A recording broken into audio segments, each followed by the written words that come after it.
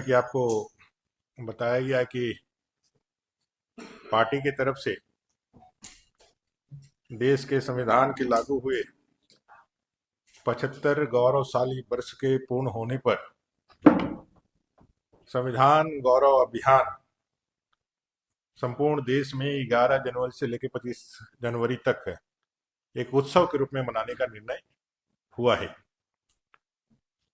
भारतीय लोकतंत्र की जो आधार बिंदु है वो हमारा संविधान है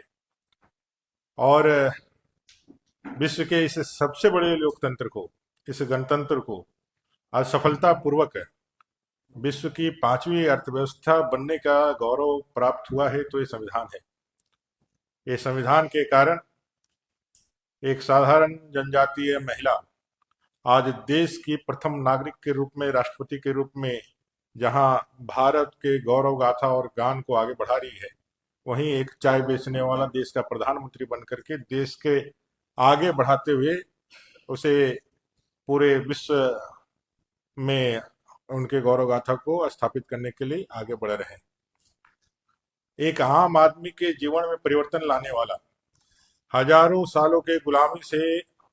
देश को बाहर निकाल करके एक नागरिक के रूप में उसकी संप्रभुता को अखंडित रख करके एक संप्रभु बना करके इस भारत को महान बनाने में जो योगदान संविधान का रहा है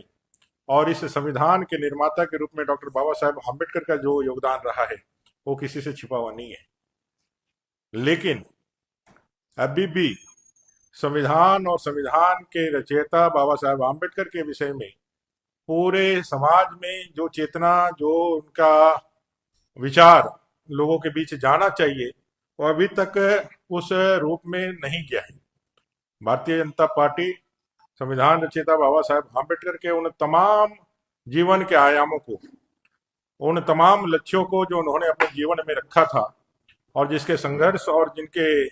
बलिदान के स्वरूप आज हम यहाँ पहुंचे हैं, उसको जनता से रूबरू कराने का काम करेगी। बाबा साहेब आम्बेडकर का संविधान के निर्माण के समय जो उनका राष्ट्रवादी विचार था वो कैसे प्रस्फुटित होता है वो भी लोगों को जानकारी होना चाहिए। कांग्रेस ने देश के संविधान के निर्माण में धर्म आधारित आरक्षण नीति लागू कराने का संकल्प व्यक्त किया था,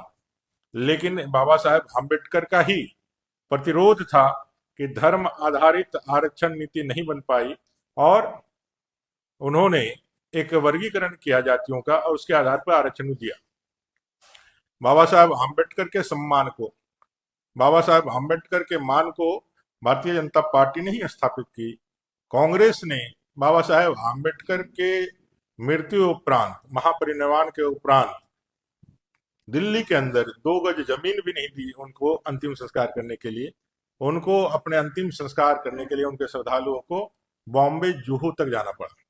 उनके जीवन के 5 प्रमुख स्थानों को कभी कांग्रेस ने कोई सम्मान नहीं दिया। उनको भारत रत्न से भी नवाजने का काम उन्होंने कभी नहीं किया।